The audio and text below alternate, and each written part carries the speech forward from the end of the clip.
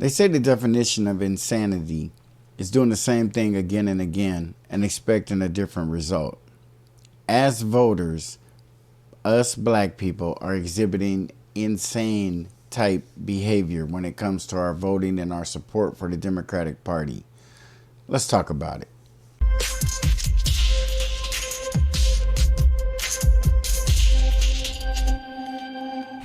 Developing tonight, Governor Newsom says he's considering running for president in 2028. It's the first time we're hearing the governor speak directly about the subject. He's made his comments during an interview with CBS Sunday morning. I'm looking forward to who presents themselves in 2028 and who meets that moment. And that's the question for the American people. Is it fair to say after the 2026 midterms, you're going to give it serious thought? Yeah, I'd be lying otherwise. I'd just be lying. And that has never bothered him before, but now all of a sudden lying about whether or not he's going to run bothers him. Gavin Newsom is a liar. Gavin Newsom is a person who will pump fake and pump fake and pump fake until there ain't no more pump fakes. Travel, run with the ball, and all kind of other shit. And we have, for some sick reason, as a whole, been supporters of his. I'm not going to be afraid to think differently and to push our vote as far as we can get it to go. Because up to this point, I think that we have squandered a wonderful opportunity to gain support and resources for ourselves through our vote. But we haven't been using it properly, and they all know it. And they just get in line and they just automatically expect for that constituency, the black people, to vote and support them. And they don't want to openly admit why we're having all these problems getting anything done when the Democratic Party is in the majority. And it's because we have as many racists on the Democratic side as they have on the Republican side. And they benefit from our support quietly. They shut up, but they don't like us, and they only want our support. And I think the time has come when the Democratic Party just open up the House, pull back the covers, and talk about it as a party and find out what our place really is and what their plan really is for us, if in fact they have one at all. I can't do that. Governor, you have long said that if you ever run for the White House, you need a compelling why, a reason. Are you moving closer to figuring out your own why and your own decision? Yeah, Nietzsche said if you have a compelling why, you can endure any how. And so I think the biggest challenge for anyone who runs for any office is people see right through you if you don't have that why. You're doing it for the wrong reasons. And so, look, well, that faith will determine that. Well, I must can see right through him, because I know damn well he ain't got a why he's running. That makes sense. That's going to make this country better than it is. He doesn't have that. We don't have that in the Democratic Party.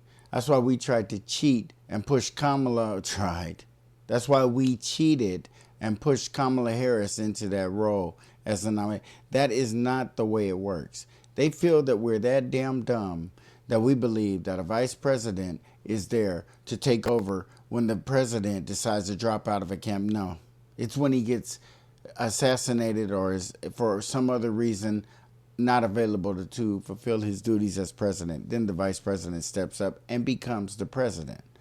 But as far as lining them up the way they tried to do Kamala without a primary was horrible. And to holler about democracy and how we want to save it, you can't skirt it and cheat when it benefits you. And then when it's time for the other team to get measured, you're holding them to the letter of the law. And everything is on the table for them. But for you, it's a reason why, oh, it was out of our control. Well, we didn't know Joe was going to go in that debate and flop the way he did, and we were going to have to ask him to step down. You didn't ask him. You made him. It wasn't no way that we were going to go with Biden after that performance. And to be honest with you, you guys pushed our faith further than it should have gone, because that should have been reconciled and taken care of prior to the primaries, and we should have had a primary. There's no way Biden just collapsed at that one moment. It was gradual, and it had actually begun before he took office. And that's all I'm saying is, What's in it for us? That's what I'm saying. What is in it for black people? We have done what you've asked us to do. We appreciate the Voting Rights Act of 1965. Now, let's make it work for us. Let's get something out of it. We had the Voting Rights Act enacted for all these decades, and a black president comes along and he can't figure out one way to thank us for all of our support to the party that elected him as president. He couldn't think of one thing. We were in line before the LGBT. We were in line before the illegal immigrants. We are in line before everybody. We have been in line before the country was a country. That's how long we've been in line. And we don't have not one politician who can look at us and say, we wouldn't be the party we are without you guys. And I don't know if that's a good or a bad thing, because I think they're negligent. I think they take advantage. They don't pay attention to detail, and they're frivolous, and they're contradictory and scapegoats. It's just all kind of shit that this party is, that they need to change, or we need to not be a part of it. And if we're going to be a part of it, it needs to be a voting relationship only. We don't have to be the character of these people. We don't have to display that. We don't have to walk through life on both sides of the street, depending on who you're going to meet and what you're going to say. We have the credibility and the character to be consistent and to be truthful, and not to follow a party that is damn sure not that. And that does not mean the Republican Party is, because they're not either. But if you want to defeat them and you feel that hitting them below the knees and when they go low, we go lower and all that stuff is going to work for us, then when we get to where we say we want to be, what morality and what character will we have to maintain a position like that? Just like them. They have attained power through some very questionable tactics and unique ways of thinking and strategizing in ways that politicians just don't. But look where it got them, in a position of power. And if we choose to follow that blueprint to get where it'll be short-lived. It won't be a long reign at the top or in power at all. Well, for more on this, LA Times writer Seema Mehta joins us now live. How many times, Seema, have you asked him that question? Are you running for president? I can't even count the number of times. But I mean, quite frankly, I'm interested that he finally said it out loud, but this has been like the worst kept secret in Sacramento and California, that he, was thinking about running for governor, honestly. For running for president, indeed. So when we ask this question, why now? Does it have anything to do with Kamala Harris and what she said yesterday? Well, I mean, I think he has an opening now because, President Biden, he was a big supporter of President Biden, and as were many Democrats. And then once President Biden decided not to run for re-election because of, all of the issues, and then Vice President Kamala Harris. Isn't that something how she can't even explain how he dropped out? He just decided not to run because all of the issues. The man has dementia. It may not be that severe, but it's too severe to be a damn president. And why can't the Democrats just say, even in this late hour, past his time in presidency, they can't admit it now. So why would we trust them? What is going on with Gavin Newsom and his agenda and the agenda of the Democratic Party that we're not privy to? We're asked to vote, but when they go behind the curtains and start deliberating and making decisions and making the power moves, then we're left out. All they want is our goddamn vote. And the time has come where we have to demand more than this. This relationship isn't working for us. It's not moving us in the place we need to be.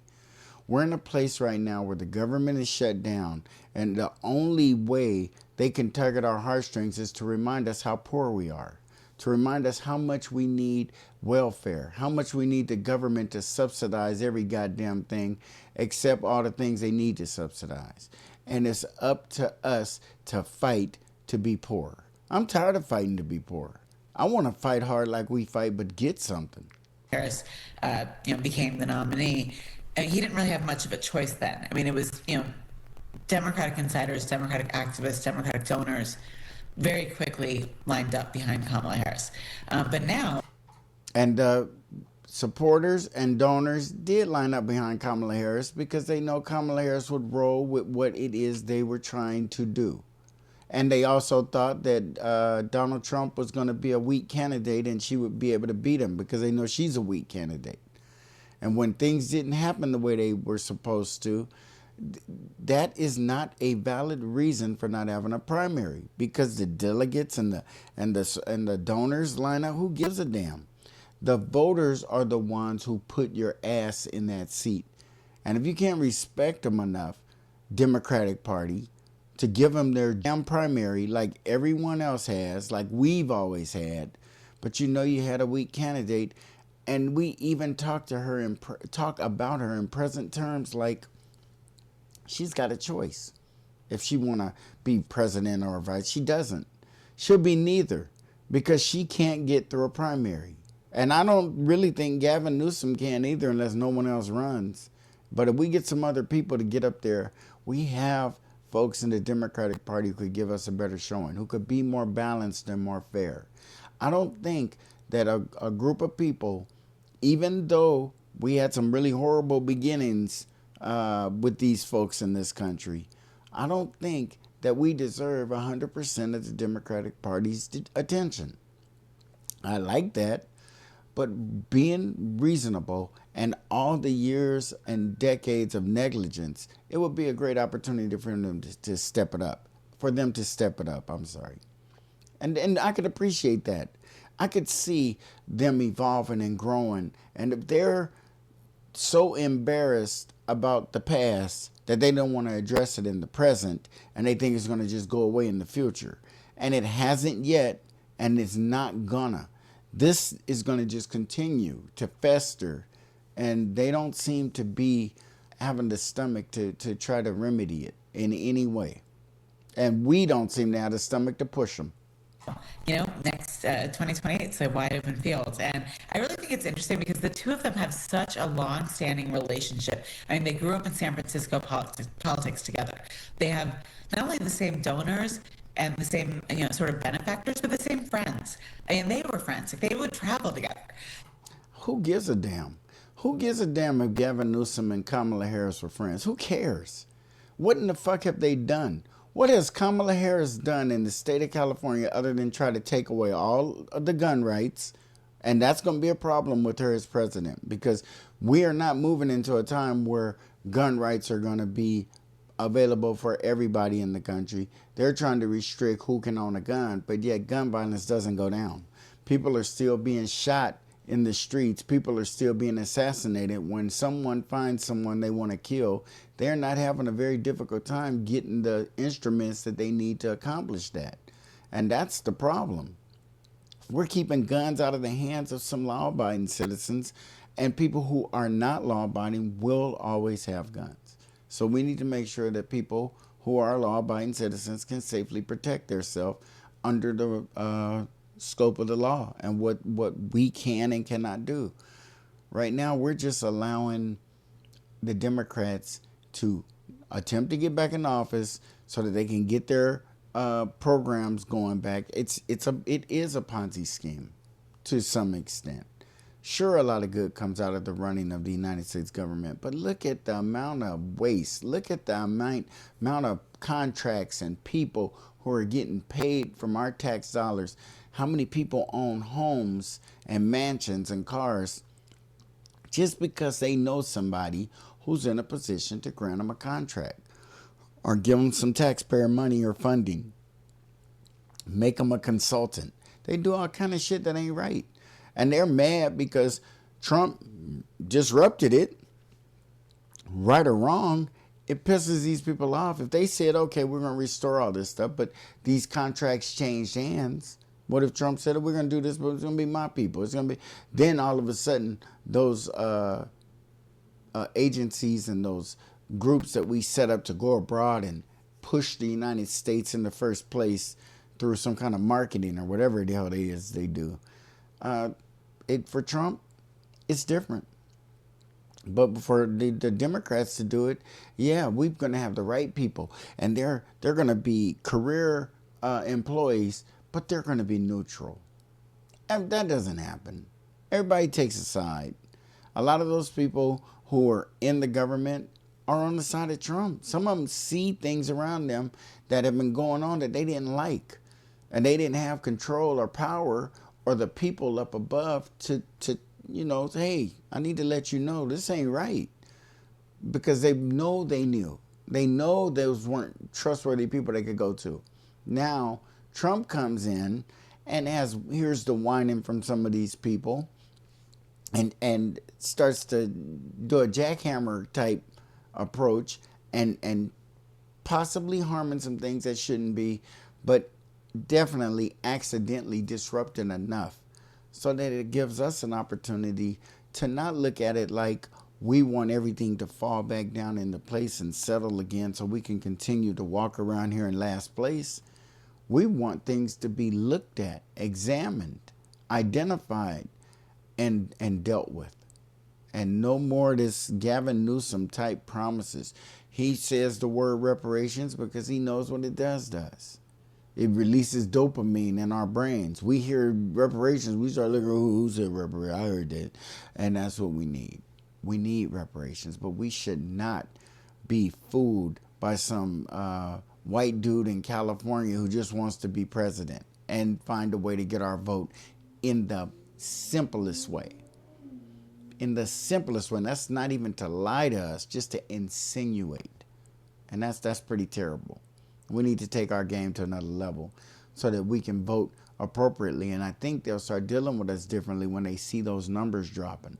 So they've always had this friendship / kind of rivalry. Like if you remember when Senator Boxer decided to retire to not run for re-election, I believe in 2016, there was a big question of, would Newsom run for that seat, or would Kamala run, or would the AG run for that seat?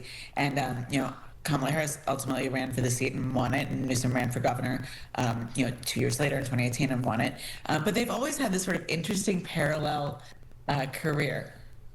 I actually saw some headline that suggested the two could run. It didn't suggest who would be the lead on the ticket. That sort of goes against a lot of political strategy, does it not? They need to stop talking crazy. How in the hell is Kamala Harris going to win a primary to be in that position, or Gavin Newsom? Gavin Newsom is not that damn strong of a candidate, and I do believe nationally he won't do well. I don't believe that he'll relate. He appears too California-like, and a lot of people ain't with that. They don't want the United States to turn into California. That is not a model state for people to be holding up and saying, oh, look, you want to be like California? You want to fill all your major cities with homeless veterans, homeless black people? Is that what you want to do? Do you want a president to come in and in under a year threaten the very existence of your constituents because you haven't put them in a better place? Because they're so broke and so poor, they're crying and whining for anybody to help them, and you haven't helped them up to this point. But if they vote for you, now you will. Yeah, I mean, I think they could both run. I mean, like I think it's happened before. I mean, I need to look at my history on that. But I mean, I think the question is, how do they play in Midwestern states, in states like South Carolina, which as of now will be holding the first Democratic primary. We don't know what's going to happen with the process in the next couple of years. The former vice president obviously unsuccessfully ran for election in 2020. She dropped out before the Iowa caucuses, and then she was thrust into the presidential election in 2024 in a very, very short runway, which she describes in her recent book, which she will be discussing again at the Wiltern on this week. So she's had a couple of runs. So I think that's one thing that people are going to look at. But then I also think people will look at how Governor Newsom would play in Midwestern states. I mean, there is this cliche stereotype about Californians, like Chardonnay sipping liberals in hot tubs and whatever. But I do think I do wonder how he will play in Midwestern states like Michigan, Ohio, Wisconsin. Or how his trolling of President Trump will that has been really interesting, right? That's a damn shame. That's what Trump does. Trolls people. No president ever done that shit or would do that shit. And except Donald Trump. And then Gavin Newsom jumps in, starts trolling Trump, and you guys are acting like I said, that is not presidential. That is not leadership quality shit. Trolling. If you got a problem with your opponent, put up a better idea. Put up an agenda that makes sense, that people see their lives changing. Don't have us in a bar drinking beer with people laughing and clowning about some bullshit like that. That isn't going to get us anywhere. It has been. I don't entirely know what to make of it. I found it amusing, but I also wonder how. But also, I wonder again for the regular voter who's like, driving their kids to school and just trying to put dinner on the table and, earn their paycheck. How much are they paying attention to this stuff? Like this is stuff that political insiders like you and I, pay attention to. But I do wonder how because it's gone on for quite some time. I wonder how that plays among Democrats who, if you remember Michelle Obama saying, they go low, we go high. Yeah, remember that? If they go low, we go high. Now they go low, we go lower. That's pretty much what we've changed that to. And Michelle Obama just said that shit in a speech. We've never walked that walk. We've never done that. That's just something that sounded good.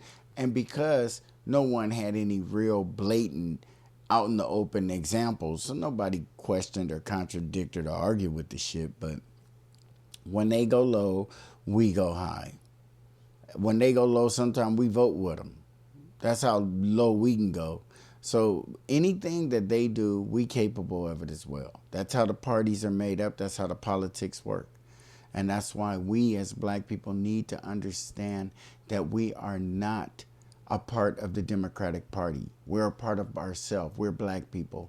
And if we continue to look at ourselves as a part of the Democratic Party, we're going to continue to get what we've been getting. Because they have been looking at us as a part of the Democratic Party. And in 60 years. In 60 years, what in the fuck have they done for us? They haven't done anything for us, and they consider us a part of their party. I think we need to reconsider that relationship and break up with them. Like, comment, share. Please subscribe. And we'll see you on the next Black Popcorn.